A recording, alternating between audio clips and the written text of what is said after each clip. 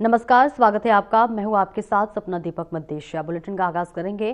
प्रधानमंत्री नरेंद्र मोदी ने मंगलवार को कुरुक्षेत्र में चल रहे अंतर्राष्ट्रीय गीता महोत्सव 2025 में ब्रह्म सरोवर के पावन तट पर मंत्रोच्चारण के बीच महाआरती की और देशवासियों की उन्नति और तरक्की के लिए प्रार्थना की।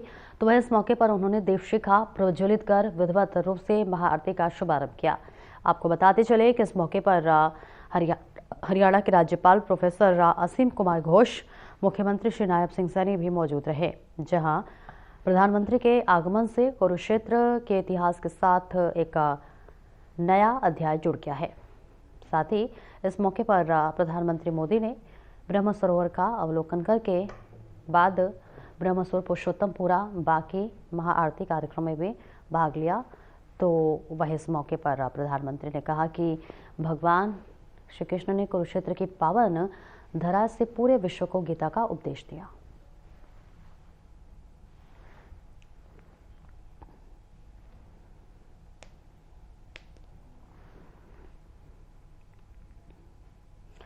वहीं कुरुक्षेत्र में श्री गुरु तेग बहादुर जी के 350वें शहीदी दिवस पर कार्यक्रम का आयोजन किया गया, जिसमें मुख्य अतिथि के तौर पर पीएम मोदी ने शिरकत की। इस मौके पर राज्यपाल असीम कुमार घोष और सीएम नायब सिंह सैनी भी मौजूद रहे। आपको बताते चले कि पीएम मोदी ने गुरु तेग बहादुर जी के जीवन पर आधारित प्रदर्शनी का अवलोकन किया। पीएम मोदी, राज्यपाल और सीएम सैनी ने श्री गुरु ग्रंथ साहिब के सामने शीश नवाया। कार्यक्रम में पीएम मोदी ने गुरु के बलिदान को याद किया, तो वहीं सीएम सैनी ने कहा कि पीएम ने कार्यक्रम में आकर हमारा हौसला बढ़ाया।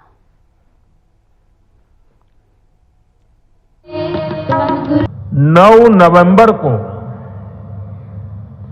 जब राम मंदिर पर सर्वोच्च न्यायालय का निर्णय आया था, तो उस दिन मैं करतारपुर कॉरिडोर के उद्घाटन के लिए डेरा बाबा नानक में था। मैं यही प्रार्थना कर रहा था कि राम मंदिर निर्माण का मार्ग प्रशस्त हो, करोड़ों राम भक्तों की आकांक्षा पूरी हो। और हम सभी की प्रार्थना पूरी हुई। उसी दिन राम मंदिर के पक्ष में निर्णय आया। अब आज अयोध्या में जब धर्म ध्वजा की स्थापना हुई है, तो फिर मुझे सिख संगत से आशीर्वाद लेने का मौका मिला है। साथियों, अभी कुछ देर पहले कुरुक्षेत्र की भूमि पर पांचजन्य स्मारक का लोकार्पण भी हुआ है। कुरुक्षेत्र की इसी धरती पर खड़े होकर भगवान श्री कृष्ण ने सत्य और न्याय की रक्षा के उसे सबसे बड़ा धर्म बताया था। उन्होंने कहा था, स्वधर्मे निधनम श्रेय, अर्थात सत्य के मार्ग पर अपने धर्म के लिए प्राण देना भी श्रेष्ठ है। श्री गुरु तेग बहादुर जी ने भी सत्य, न्याय और आस्था की रक्षा को अपना धर्म माना और इस धर्म की रक्षा उन्होंने अपने प्राण देकर की। इस ऐतिहासिक अवसर पर भारत सरकार ने श्री गुरु तेग बहादुर जी के चरणों में एक स्मृति डाक टिकट और विशेष सिक्का भी समर्पित करने का सौभाग्य पाया है। मेरा कामना है हमारी सरकार गुरु परंपरा की इसी तरह निरंतर सेवा करती रहे। साथियों, कुरुक्षेत्र की यह पवित्र भूमि सिख परंपरा का एक महत्वपूर्ण केंद्र है। इस भूमि का सौभाग्य देखिए, सिख परंपरा के लगभग सभी गुरु अपनी पावन यात्रा के दौरान यहां आए। जब 9वीं पातशाही श्री गुरु तेग बहादुर जी इस पवित्र भूमि पर पधारे तो उन्होंने यहां अपने गहन तप और निर्भीक साहस की छाप छोड़ी थी। साथियों, श्री गुरु तेग बहादुर जी जैसे व्यक्तित्व इतिहास में विरले ही होते हैं। उनका जीवन, उनका त्याग, उनका चरित्र बहुत बड़ी प्रेरणा है। आदरणीय प्रधानमंत्री जी, गीता और गुरुओं की इस पावन धरा की गरिमा आज कई गुना बढ़ गई है, जब देश व धर्म की रक्षा के लिए सर्वस्व न्यौछावर करने वाले हिंद की चादर श्री गुरु तेग बहादुर जी के 350वें शहीदी दिवस पर इस विशाल समागम का आयोजन किया गया है। मुझे याद है कि उनकी स्तुति में सर्वंशदानी दशम पातशाह गुरु गोविंद सिंह जी ने कहा था कि धर्म हेत साका जिनी किया, शिशु दिया परु सिरु न दिया। आदरणीय प्रधानमंत्री जी, गुरु जी के शहीदी दिवस पर प्रदेश सरकार ने हरियाणा गुरुद्वारा प्रबंधक समिति के साथ मिलकर के हरियाणा प्रदेश में अनेक आयोजन किए हैं ताकि गुरु जी की शिक्षाएं प्रदेश के बच्चे बच्चे तक पहुंचें। मैं उनका आपको बताना चाहूंगा कि हमने हरियाणा में 1 नवंबर से पूरे प्रदेश में सिरसा जिला से रोड़ी, पंचकुला जिला से पिंजौर, फरीदाबाद और यमुनानगर जिला के सढौरा से 4 यात्राएं अलग अलग स्थानों से गुरु तेग बहादुर जी के इस शहीदी दिवस को जन जन तक पहुंचाने के लिए प्रारंभ की। तब से शुरू करके आज तक प्रदेश में हमने 350 रक्तदान शिविर आयोजित किए हैं। माननीय प्रधानमंत्री जी, जिनमें 27,000 यूनिट एकत्र किया गया है। गुरु जी के जीवन पर प्रदेश के सभी स्कूलों में पंजाबी, हिंदी, संस्कृत और इंग्लिश भाषाओं में निबंध प्रतियोगिताएं आयोजित की गई हैं। मुझे ये बताते हुए कि इस कार्यक्रम में 3,50,000 बच्चों ने अलग अलग स्कूलों में भाग लिया।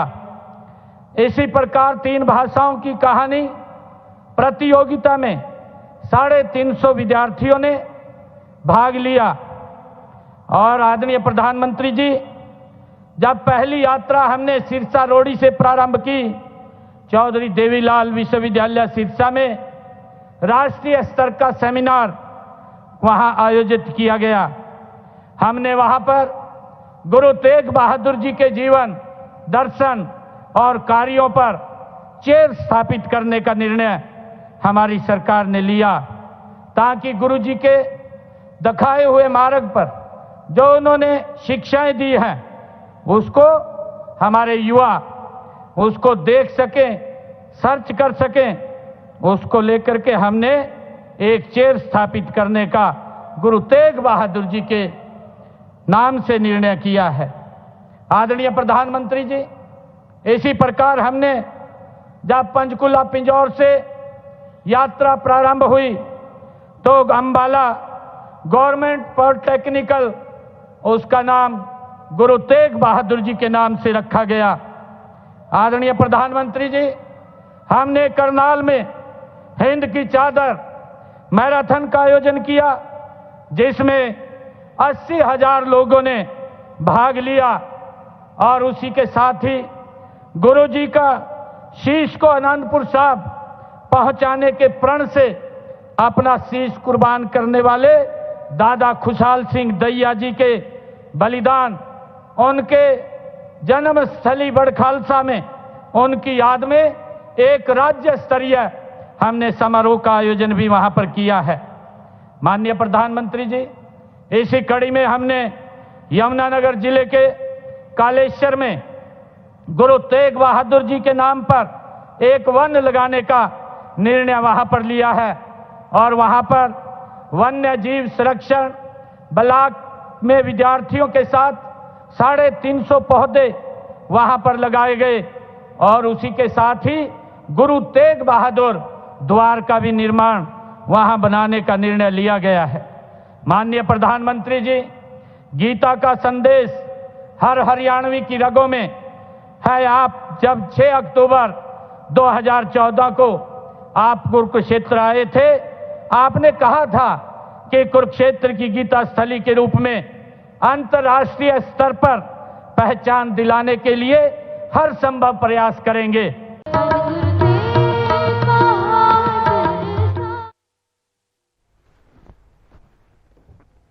श्री गुरु तेग बहादुर के शहीदी दिवस कार्यक्रम में शामिल होने से पहले पीएम मोदी ने कुरुक्षेत्र में 5 जन स्मारक का उद्घाटन किया। इसके साथ ही पीएम ने अनुभव केंद्र का अवलोकन भी किया। 2 तस्वीरें आपके सामने हैं जिसको हम आपको दिखाने जा रहे हैं। आप देख सकते हैं 2 तस्वीरें आपके सामने हैं। इसमें पहली तस्वीर में पीएम मोदी 5 जन स्मारक का उद्घाटन कर रहे हैं, तो वहीं दूसरी तस्वीर में अनुभव केंद्र का अवलोकन कर रहे हैं।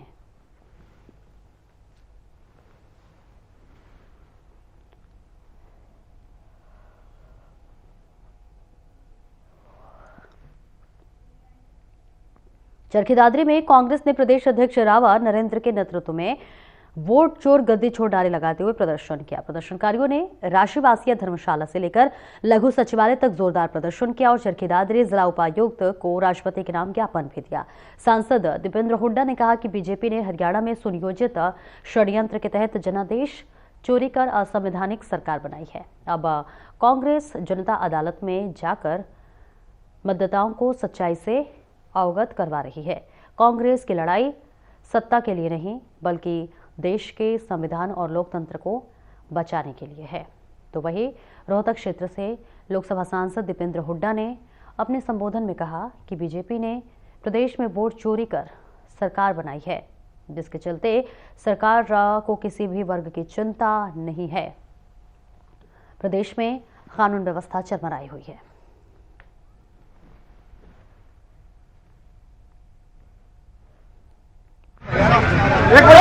5 नवंबर को इंदिरा भवन दिल्ली के अंदर जो मीडिया के सामने साक्ष्य प्रस्तुत किया कि किस तरह भारतीय जनता पार्टी ने बनती हुई कांग्रेस की सरकार जो चोरी की, 25 लाख वोटों की जो हेराफेरी की, हरियाणा में हर 8वां वोटर फर्जी डुप्लीकेट था। इस बात के लिए कांग्रेस पार्टी ने फैसला किया है कि हम हरियाणा के हर जिले के अंदर, जो आज हमारा पार्टी की तरफ से 10वां जिला था, उससे पहले हम 9 जिले में प्रदर्शन और ज्ञापन दे चुके हैं कि हमने मांग की है कि महामहिम राष्ट्रपति से कि जो सरकार चोरी से बनी है, अवैध तरीके से बनी है, संवैधानिक है और लोगों की भावनाओं को हाराघात है, हरियाणा के लोग अपने आप को ठगा सा महसूस करते हैं। इसलिए मेहरबानी करके आज देश के किसान को देखते हुए, मजदूर को देखते हुए, गरीब को देखते हुए और देश की जनता को देखते हुए, उनके वोटरों की वैल्यू को देखते हुए इस सरकार को बर्खास्त किया जाए और उच्च स्तरीय जांच की जाए। बहुत बहुत धन्यवाद। मैं भाजपा जी इसके साथी है। क्या कभी चोर कहता है कोई मैंने चोरी की है? नहीं कहता। और यहाँ पकड़ जाने के बाद ही कहता हमने लगे हाथों पकड़ लिया। इसलिए भाजपा क्या बड़ाई करेगी? कांग्रेस सही कर रही है। भाजपा के लोग तो बड़ा इस बात के लिए दुखी है कि हमारी तो पोल खुल गई, सारे देश में विदेशों तक बात चली गई किस तरह से आपकी बनती हुई सरकारें चुराई गई है। हरियाणा के बच्चे बच्चे की जबान पे थी कि राज कांग्रेस का बनेगा।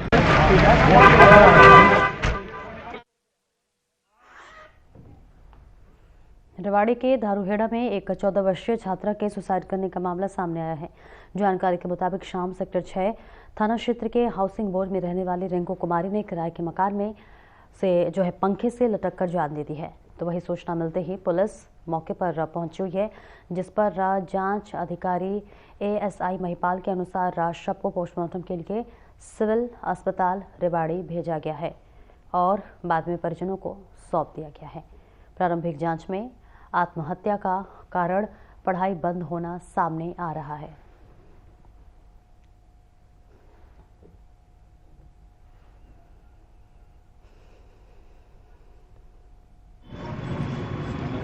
क्या था कि एक लड़की है जिसकी उम्र 14-15 साल है और नाम है रिंकू कुमारी।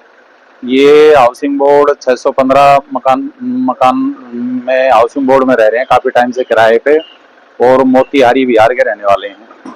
ये लड़की ऑक्सफोर्ड स्कूल में पढ़ती थी और 6 बहनें और एक भाई, टोटल 7 भाई बहन है। जो इसका माता पिता की कंडीशन कमजोर थी, पढ़ाई में ये ठीक थी, लेकिन स्कूल का बता रहे हैं फीस वगैरह ना इनसे पूरी पड़ रही थी, तो उन्होंने उसका स्कूल छुड़वा दिया था। स्कूल छुड़वाने के बाद से ही ये मानसिक रूप से डिप्रेशन में चल रही थी, और उसी के चलते इन्होंने अपने किराए के मकान में कल शाम को 6:30 बजे के करीब छत पे जो पंखा होता है उसको अपने बेड पे चढ़ के फांसी का फंदा लगाकर अपनी जीवन लीला समाप्त कर ली।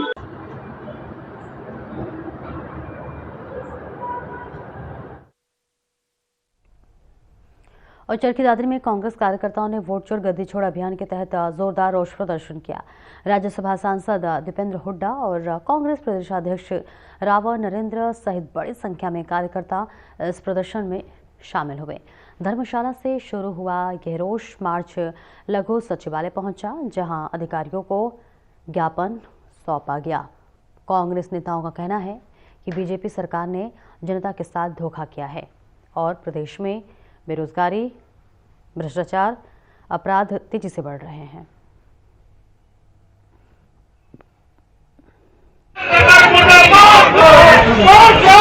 वोट चोर गद्दी छोड़ का नारा आदरणीय राहुल जी ने दिया, उसके पीछे एक रीजन था कि उन्होंने पहले कर्नाटका में, फिर महाराष्ट्र में और फिर हरियाणा के अंदर विद प्रूफ बहुत सारी चीजें डेटाज के साथ में पेश की, और उससे लगा कि वाकई में बहुत थोड़े मार्जिन से हरियाणा में हमने सत्ता को गंवाया है, और निश्चित तौर पर उन लोगों ने हमारे साथ अनदेखी की है। तो वो लोग जब तक जनता के बीच जाकर के आक्रोश नहीं दिखाएंगे तब तक मैं समझता हूँ कोई कुछ नहीं कर पाएगा। इसी बात का ये आक्रोश एक तरह से प्रदर्शन था, और उसी बात के लिए हम यहाँ आए। पूरा देश आपकी तरफ देख रहा है, क्योंकि लोकतंत्र का चौथा अगर कोई स्तंभ है तो वो मीडिया है, प्रेस है।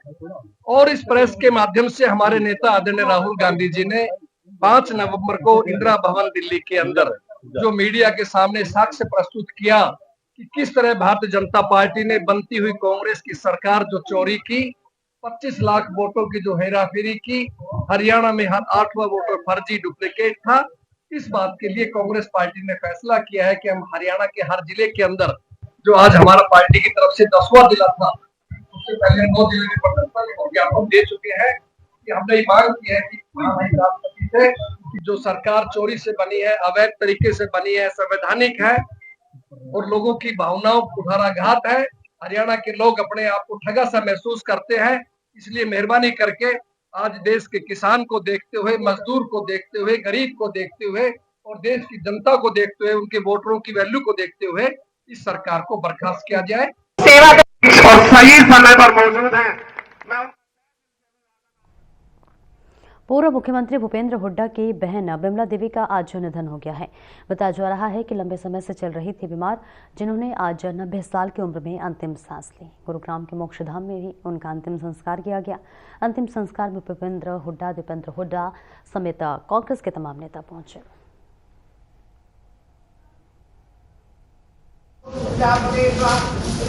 हमारे परिवार में बड़े होने के नाते उनका हमेशा आशीर्वाद मुझे प्राप्त रहा, और जो हमारी बुआ जी थी बिमला देवी जी, बहुत ही एक धार्मिक और एक सात्विक संस्कारों की एक महिला थी, और बचपन में उन्होंने बहुत लाभ प्यार किया, हमेशा आशीर्वाद प्राप्त किया और दीर्घायु प्राप्त की। ईश्वर का विधि का विधान है। आज उनको श्रद्धांजलि देते हैं और ईश्वर से ये प्रार्थना करते हैं कि उनको अपने श्री चरणों में स्थान दें। मेरी बहन थी मेहता की, बहुत ही सुशील स्वभाव की, और कोई आयु उनकी 90 वर्ष के आसपास ही थी। इन सारे परिवार को उसने, किसी के चाचा हो, ताऊ हो, बुआ हो, सब बहुत ही बढ़िया, सबका स्नेह, सबको स्नेह दिया, और जिसकी भी कोई हुई जरूरत पड़ी वहीं उन्होंने जाके साथ दिया। आज जो जगह खाली हुई है, मेरी बहन थी वो, तो कोई कर नहीं सकता उसको।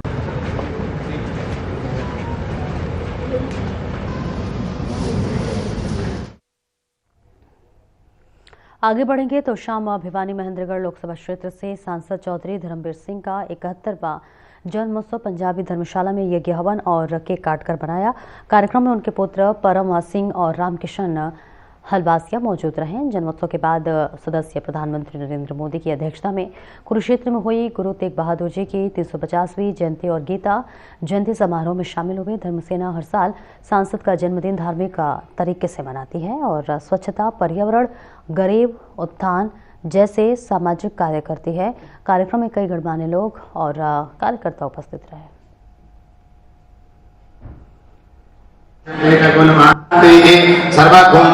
आज हमारे बहुत ही लोकप्रिय सांसद चौधरी धर्मवीर जी का 71वां जन्मदिन है और उसके जन्मदिन पर हमने हवन और प्रसाद का प्रोग्राम किया। धर्मसेना के सभी साथी हमारे आज के इस कार्यक्रम की जो देख रेख है मास्टर अश्विनी कुमार और सुनील सूरा के दिशा निर्देश में हुई है। तो हम भगवान से प्रार्थना करते हैं कि सांसद चौधरी धर्मवीर जी की लंबी उम्र हो और राजनीति को आगे बढ़ाए और उनके लड़के भी उनके कदम पद चिन्हों पर चलकर आगे हरियाणा का देश का नाम रोशन करे और बड़ा पद पाए।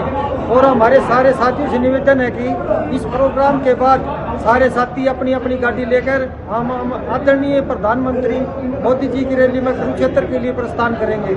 आज हमारे लोकप्रिय सांसद भाई धर्मवीर जी का 71वां जन्मदिन, जो कि धर्मसेना प्रति वर्ष बड़ी धूमधाम से मनाती है। और इस जन्म दिवस मनाने का उद्देश्य यही है कि जितने भी कार्यकर्ता हैं, जो भी धर्मवीर जी की विचारधारा है, जो उनकी समाज सेवा की भावना है, जो उनका देश के प्रति प्रेम प्यार है, जो उनकी सकारात्मक सोच है, सभी धर्मसेना के साथी इसलिए प्रण करते हैं कि जो विचारधारा भाई धर्मवीर जी की है उस विचारधारा को आगे ले जाएंगे और उनके मार्गदर्शन में आगे कार्य करते रहेंगे। आज आपने हवन यज्ञ भी किया है और क्या कार्यक्रम किया?